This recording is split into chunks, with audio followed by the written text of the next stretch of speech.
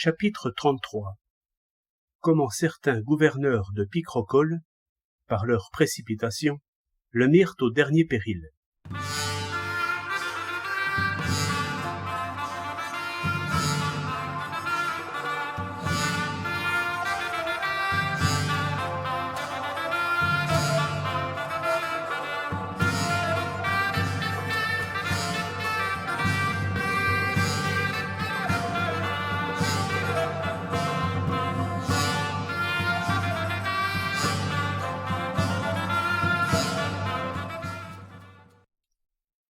Les fouasses dérobées comparurent devant Picrochole le duc de Menuail, le comte Spadassin et le capitaine Merdaille, qui lui dirent « Sire, aujourd'hui nous faisons de vous le prince le plus valeureux et le plus chevaleresque qui ait jamais été depuis la mort d'Alexandre de Macédoine. »« Couvrez-vous, dit Picrochole. »« Grand merci, dirent-ils, sire, nous ne faisons que notre devoir.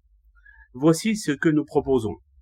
Vous laisserez ici quelques capitaines en garnison avec une petite troupe de gens pour garder la place qui nous semble assez forte, tant par la nature que grâce aux remparts dus à votre ingéniosité. Vous diviserez votre armée en deux, comme bien vous comprenez. Une partie ira se ruer sur ce grand gousier et ses gens, et il sera, au premier assaut, facilement mis en déroute. Là, vous récupérerez de l'argent en masse, car le vilain a de quoi. Nous disons vilain parce qu'un noble prince n'a jamais un sou. Thésauriser, c'est bon pour un vilain. Pendant ce temps, l'autre partie tirera vers l'Aunis, la Saintonge, l'Angoumois et la Gascogne, et aussi vers le Périgord, le Médoc et les Landes. Sans rencontrer nulle résistance, ils prendront ville, château et forteresse. À Bayonne, à Saint-Jean-de-Luz et à Fontarabie, vous saisirez tous les navires et, en côtoyant la Galice et le Portugal, vous pillerez toutes les contrées maritimes jusqu'à Lisbonne, où vous aurez en renfort tout l'équipage qu'il faut à un conquérant. Cordieu, l'Espagne se rendra, car ce ne sont que des rustres. Vous passerez par le détroit de Séville et dresserez là 2 colonnes plus magnifiques que celles d'Hercule, pour perpétuer le souvenir de votre nom. Ce détroit sera nommé mer Picrocholine. Passez la mer Picrocholine, voici Barberousse qui devient votre esclave. Je lui ferai grâce, dit Picrochole. Assurément, dirent-ils, à condition qu'il se fasse baptiser. Et vous attaquerez les royaumes de Tunis, de Bizerte, d'Alger, de Beaune, de Cyrène et toute la barbarie, hardiment. En continuant, vous prendrez en main Majorque, Minorque, la Sardaigne, la Corse et les autres îles du golfe de Gênes et des Baléares.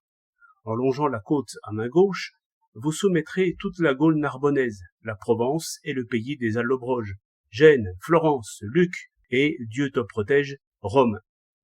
Le pauvre monsieur du pape en meurt déjà de peur. Par ma foi, dit Picrochole, je ne baiserai pas sa pantoufle. L'Italie prise, voilà Naples, la Calabre, les Pouilles et la Sicile mises à sac, et Malte avec. Je voudrais bien que ces plaisantins de chevaliers, jadis rhodiens, vous résistent, pour voir un peu ce qu'ils ont dans le ventre. J'irai, dit Picrochole, volontiers à Lorette. Point, point, dirent-ils, ce sera au retour. De là, nous prendrons la Crète, Chypre, Rhodes et les îles Cyclades. Puis, nous attaquerons la Morée.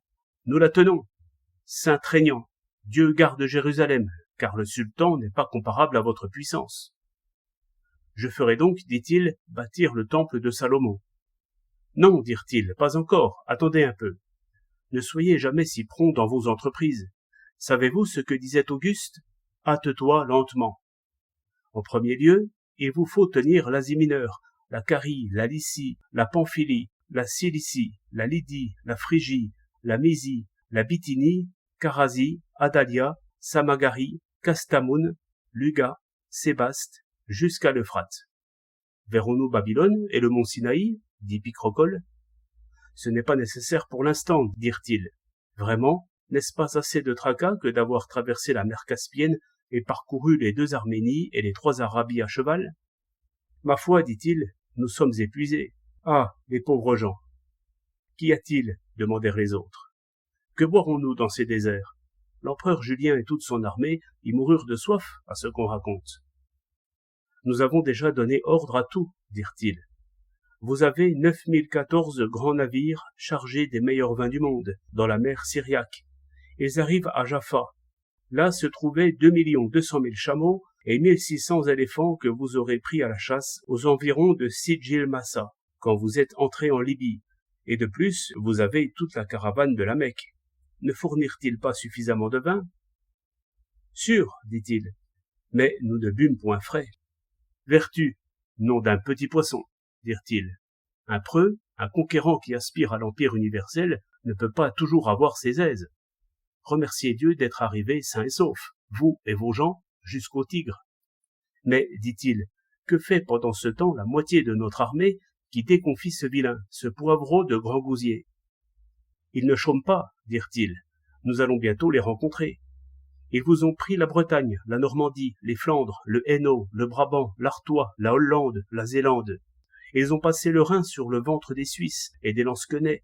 Une partie d'entre eux a soumis le Luxembourg, la Lorraine, la Champagne et la Savoie, jusqu'à Lyon.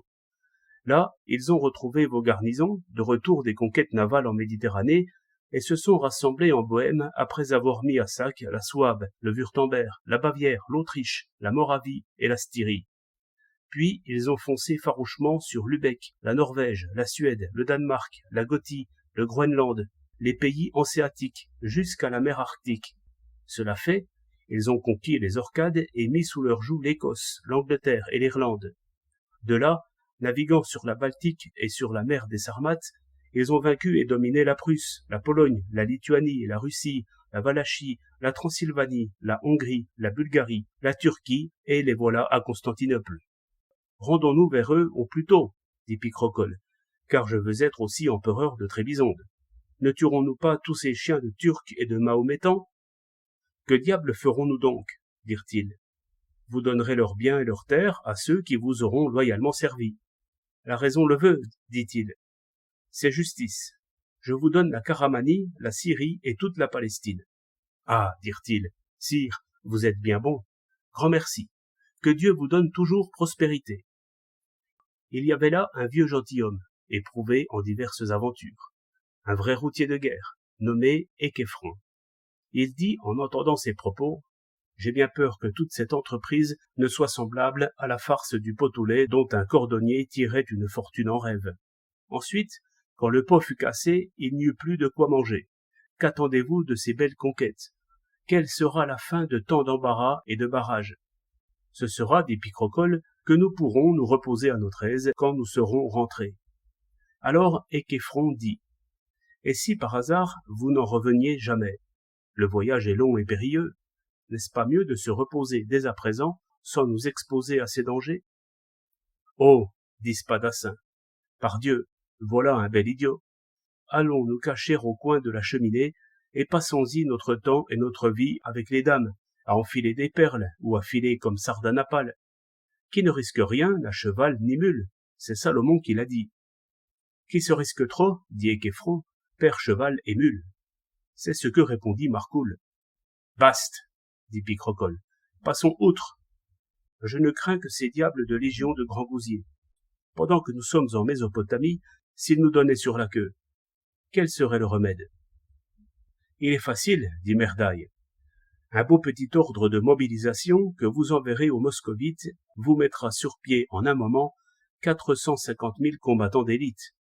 Oh, si vous me faites lieutenant à cette occasion, je tuerai un peigne pour un mercier. Je mords, je rue, je frappe, j'attrape, je tue, je renie.